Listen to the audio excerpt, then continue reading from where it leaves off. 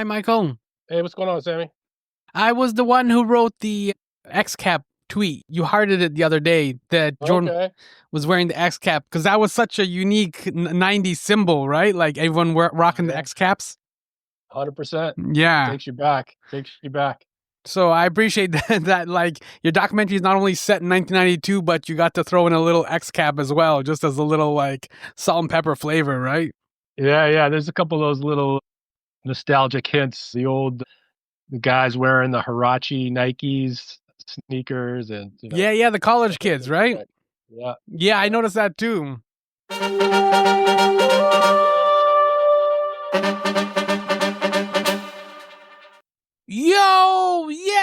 Yo, welcome to My Summer Lair. I'm your host, Sammy.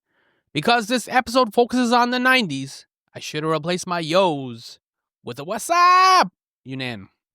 Okay, yes, this is a conversation with myself and director Michael Tolajian. His documentary, We Beat the Dream Team, is streaming on HBO Max and on Crave. But yo, or if you want, what's up? Yo, this is more than just a podcast.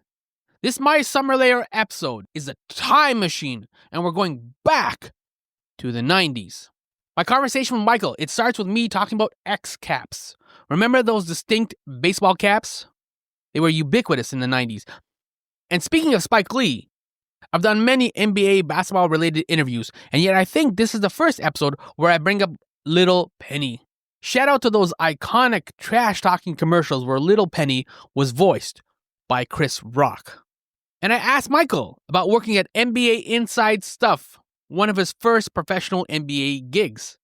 All the abiding adoration we currently have for Inside the NBA, it's mirrored in that classic Saturday morning show hosted by Ahmad Rashad and Willow Bay.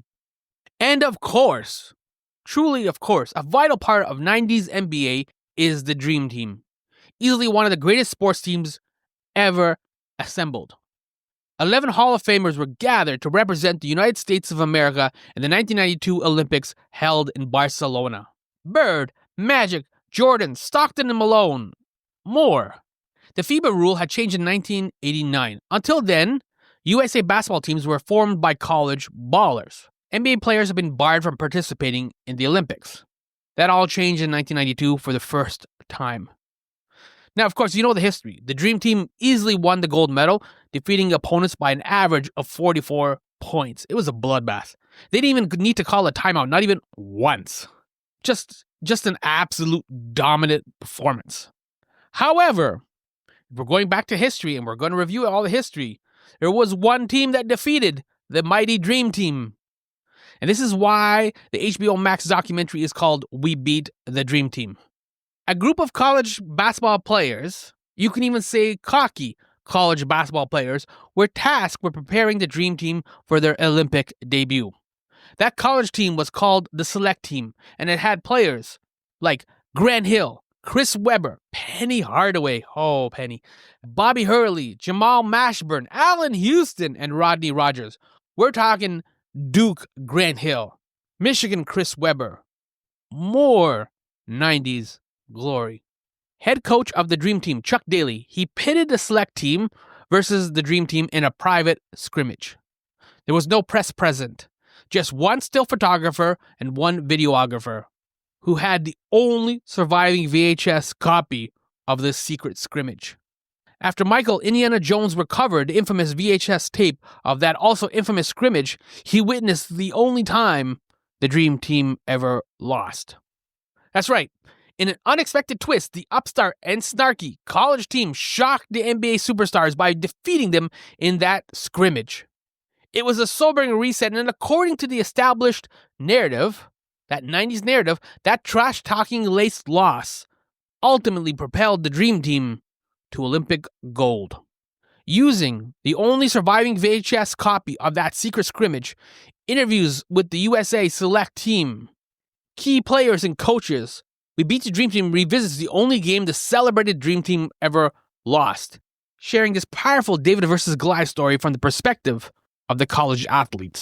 Of course, they're no longer college athletes now. They're all grown men. Shall we revisit the glorious 1990s? Here, with the introduction, is Stephanie, who even back then in the 90s was even cooler than grunge. Sound, the final frontier. My Summer Lair is an enterprise, a pop culture voyage with a continuing mission to explore strange new worlds, to seek out new creators and celebrate established producers, to boldly go where no podcast has gone before. And now here is your host, Sammy Younan. But if you're cool, if you're ready to go, we can talk about that time that the Dream Team got beat. The only time the Dream Team got beat. Yeah, you got it, man. I rewatched the 2012 NBA TV documentary, The Dream Team. It was narrated by Ed Burns. And there's footage and a brief section of the college kids beating the Dream Team, but it's mostly a small section. Obviously, the documentary is focused on the actual Dream Team. So the story was kind of already out there, and there was some interest in it, but what sparked your interest in terms of revisiting and expanding that significant moment? Yeah, well, there was a couple of things. I was actually working at the NBA at that time in 1992, so it was, something I remember experiencing as a young, production person. And, for me, when I go into a project, what makes this interesting to me? What makes this, and something like this, which, had been out there a little bit, what makes it worth revisiting? And to me, it was two things. One, it was point of view, right? In that original documentary, which was really about the entire Dream Team's, their full experience, from the start all the way through the Olympics. This story was just kind of a little anecdote to it. And it was really just you kind of just heard from the Dream Team players for the most part about that and, how, it's through their eyes. But the ones who that scrimmage had the most impact on was the college kids, right? I mean, to them, this was like a once in a lifetime opportunity, right? To play against their heroes, these 19-year-old teenage kids to play against the greatest of all time. And we hadn't heard from them. So what did it mean to them? What was the experience like for them? These are the underdogs, these are our young protagonists. So to me, when it comes to that specific part of the Dream Team story, the college kids really were stronger protagonists in my thought. So I wanted to hear from them and what it meant to them to be, the David in this David and Goliath story. Yeah. The second piece, really quick, sorry. No, keep going. Yeah. Was was this whole controversy, right? Did the college kids beat the Dream Team fair and square? There's this theory out there that Chuck Daly, the mastermind, intentionally, quote unquote, threw the game to teach the Dream Team a lesson. And that was brought up, but it wasn't really put to the test or investigated, on a deeper level. So I thought that twist, and there's been a lot of debate. So I wanted to go into it almost like this was a court case with a jury, and we're gonna try this case in the court of documentary content on HBO Max. So those were kind of the two key things that really drew me into this. That whole idea of the twist and I guess conspiracy theory, for lack of a better term, like did the selection team beat the Dream Team? It's during an opening scrimmage, and you scored the opening of that scrimmage to Bill Conti's Going the Distance from the Rocky soundtrack. Yep. So is that a commentary on how you see the odds? Like this David and Goliath kind of story? 100%. I mean, you're telling me that you've put together the greatest, at least at the time, and I think, of all time, the greatest basketball team, if not the greatest sports team ever assembled, right? 11 Hall of Fame players all together going up against teenagers, right? 18, 19, 20-year-old kids, even though they were great players at the time, they were college kids. So to me, that's the definition of a David and Goliath story. And, Rocky is the ultimate underdog story. So, the tone of this film is very, I mean, it's a documentary, but it's fun, right? It's entertainment. There's a little bit of a wink, wink, urban legend to it. So normally would I have used the Rocky theme in a documentary, something that's that on the nose? No. But in this case, I felt it was fun and it was appropriate. And it just made you kind of sit up in your chair and root for these kids when that ball was thrown up. So, but it also adds to that, like, oh yeah, let's do this thing, right? That vibe, exactly. Right? Because right, exactly. Yeah, because you have magic, and he had a great line in the documentary where he goes, "What really hurt was they were talking trash. I mean, they were talking trash, like, you know what I mean? Like the kids were feeling themselves." Yeah, I mean, I think pretty much everybody, when you hear those bells Mm-hmm. in that Rocky theme, like ding, ding, you're like, oh boy, we're bringing it, right? I don't Mm-hmm. care if you're, the greatest thing since sliced bread, the best players ever. We believe in ourselves, and we're gonna throw our best punch at you. So that's the whole vibe, and yeah, I thought it worked well. Uh, Does the Rocky theme also add any like personal commentary as well? Because you leave it up to the viewer whether Chuck Daly, as Coach K said, through the game, or like because you have other people as well in the documentary, like Steve Kerr, Grant Hill. They believe that the college kids won. yeah. So does the Rocky theme also kind of add any sort of commentary on your part as well, from where you stand on? Uh, I think in that part of the documentary, it's just about enjoying. There's a lot of buildup until we get to the scrimmage. Mm-hmm. So it's really just a release of energy and vibing with those college kids, what it must have been like. Because while they were nervous and intimidated to some sense, once they stepped on the court, that all kind of went away, and they didn't know they were going to win, but they knew they were going to take their best shot, and they believed because remember, in their world, they were the best players in high school and college, so they still had confidence as competitors. So it was just to capture that competitive vibe and that energy that we're going to bring our best. As far as the controversy, I just tried to lay out both sides of the argument, right? I mean, you have Coach K, Christian Leitner, PJ Carlissimo, Lenny Wilkins that kind of, come from that, either fully endorse that theory or can definitely see the validity of that argument by Coach K. And then I wanted to share the other side, of the argument.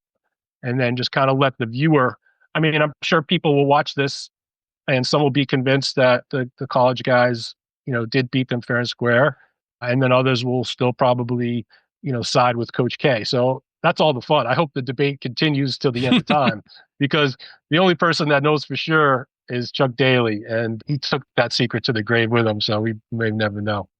It's interesting because I know like there's a big bang with the 1992 Dream Team, right? In terms of the Olympic play, the international development, all those kind of things. But when you look at the college kids, it was Chris Webber and Grant Hill and Penny Hardaway. Like this was a good team, and if the Hall of Famers hadn't gone, this was the team they would have sent. And I'm like, they wouldn't have obviously beaten the international people by 44 points like the Dream Team did, but they would have been a very competitive team, especially at that era. Without question.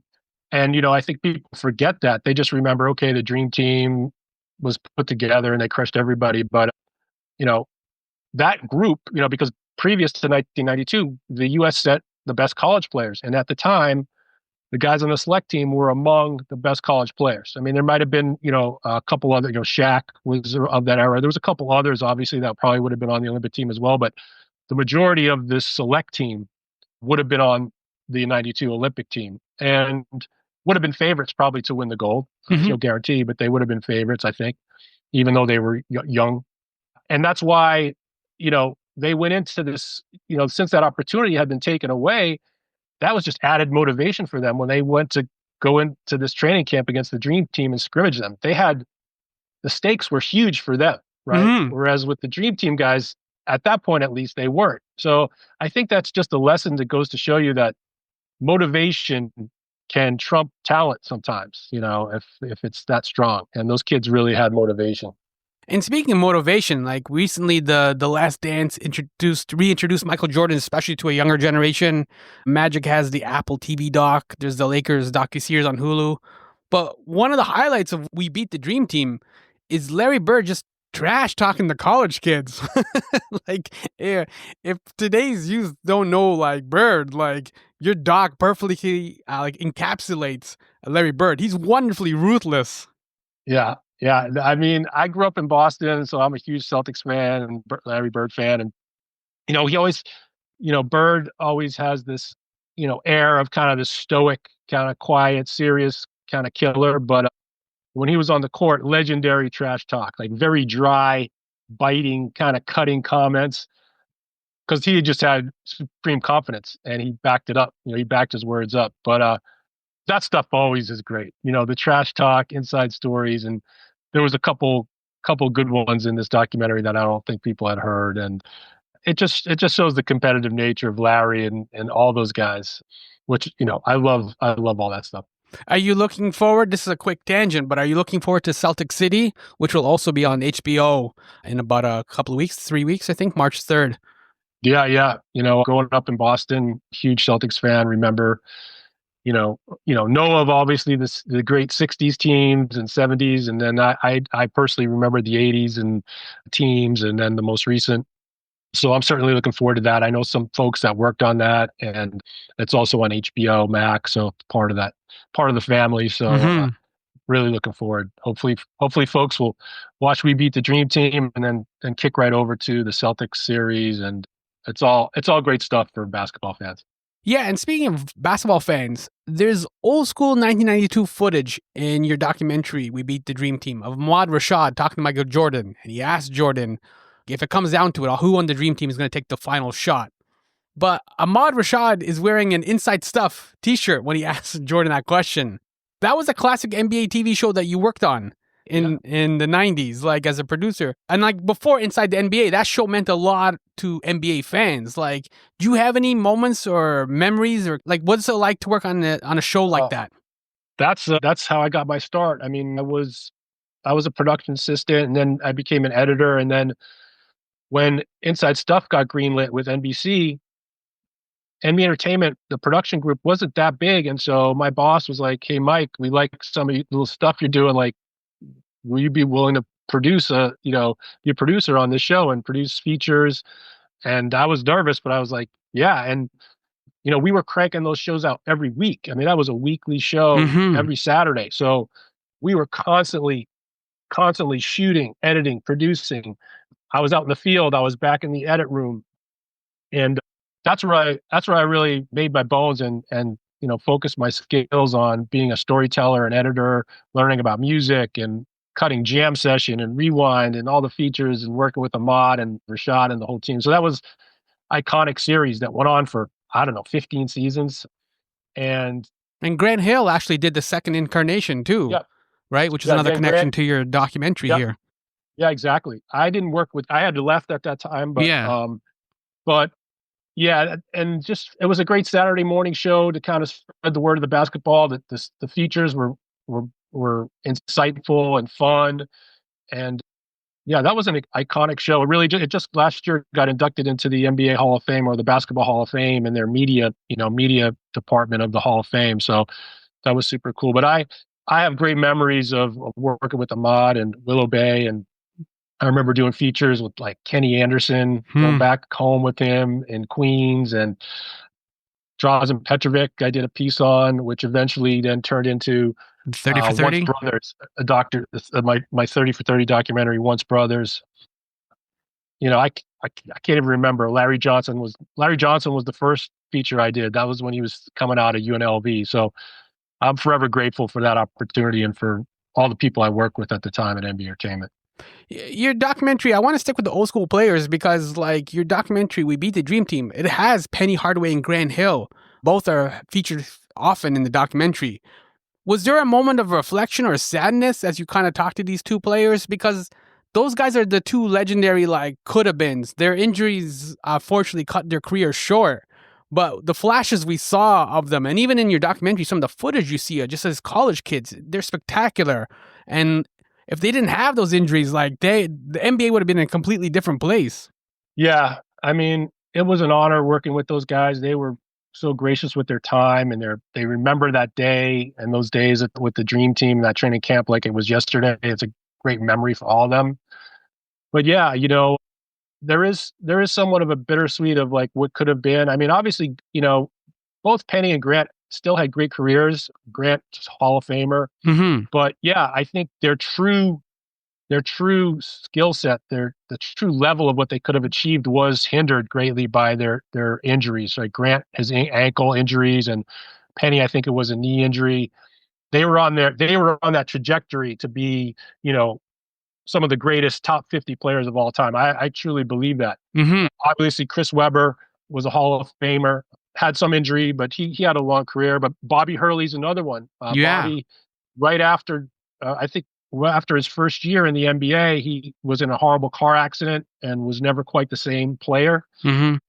Rodney Rogers had a good career, but then obviously He had a horrible, tragic accident after retiring, getting paralyzed. And then Eric Very Montross. similar to Christopher Reeve. Yeah. So there is a little bit of a I don't want to say a sadness, but there is that feeling of wow, I wish we could have seen them at their full, 100% health and their full potential, because I don't think there's any question that these guys would have each reached even greater heights. Maybe, maybe Penny would have got that NBA championship, with Orlando. They did get to the finals, right? So like they were getting close. Yeah. And for the contemporary interviews you did, like with Grant Hill and Jordan and Magic and many more, did you have a sneaker philosophy when you're going in to film those interviews? Because you can't just go to a Michael Jordan interview wear flip flops or something. Like, so did you? No. Did you have a sneaker philosophy? I'm definitely a sneakerhead. My wife, she can't believe when she goes to the front door and there's another box from Adidas or Nike or. So yeah, you have to know who you're being interviewed with. Unfortunately, I didn't have a pair of the Pennies. The Penny had his signature shoe with Nike. Yeah. I didn't have a pair of those, but I tried. Those are the Chris Rock commercials too, right? With Little Penny and all those. Those were great. Yeah. So I tried to at least wear the right brand, So if I was being interviewed, by someone that wore Nikes, I wore Nikes, or someone had Adidas or what have you, I tried to wear at least wear the right brand. And you're also now working in terms of like NBA in-house stuff. Your next project, or you are working already on Pass the Rock, where you focus on the next generation of NBA players, Tatum and Luka, Ant-Man, who was actually also in We Beat the Dream Team. With all the NBA documentary work you've done, from inside stuff to like this documentary, like what have you learned about how we construct narratives? Because when you look at the Dream Team, the narratives are totally different from Magic is different than Larry Bird's. Bird's is totally different than Jordan. What have you learned about these narratives, these NBA narratives? I would just say there's no, other than these guys playing in the NBA, right? Each person has their own journey, their own story to tell. So I think, there's the basketball part of it, but then there's the human part of it. So whether these are NBA players or NFL players or, great business people, like after you get past that surface of what their career was, it's really about what was this person's journey? What did they have to overcome? What obstacles did they face? It's really about telling, and like with Pass the Rock, the series that we're in our third season of Pass the Rock with the NBA and the NBA app and their YouTube channel. It's really these mini documentaries that just try to tell the journey of that player, where a lot of these guys were second guessed, or they were not considered great coming out. Like Shea Gilgeous-Alexander, he was kind of underestimated, right? And now he's considered an MVP candidate. So, what did these guys have to overcome? Was it an injury? Was it, people not thinking they were as good as they really were, or the loss of a parent, or whatever it may be? So it's really, there's no set formula. You really just have to do your research and tell the tale of that specific person. Almost back to the Rocky odds again, right? Yeah, I mean, look, this is back to the beginning of time. There's no great story without conflict, right? Without conflict, without obstacles to overcome, there's really no story to tell. So I really try to, or at least I'm drawn to stories. I'm not that interested in telling a story of someone that was just great from the get-go and never really faced much obstacles. But that's all. That's rarely is that the case. I mean, you look at like Tom Brady, he was a backup quarterback drafted in the 6th round. He became the greatest. So those are the stories of resilience that I think make the best narratives. Like We Beat the Dream Team. We Beat the Dream Team, Rocky, you name it. Yes. Everyone loves an underdog. And I think it makes everyone, even in their own life, think, what, regardless of the odds, if I'm prepared and I believe in myself, you just never know what you can achieve. That's it. That's a perfect note. We can end it there. Thank you so much, Michael, for the documentary. It was fun to like kick it back old school. And I do believe they did beat the Dream Team. I believe in Grant Hill. Beautiful, man. Yeah, I'm glad you enjoyed it. This is really, I hope people get to see it. It's a fun 80-minute documentary. You don't need 10 episodes and, 10 hours to watch it. So I hope people check it out. And thanks for spreading the word.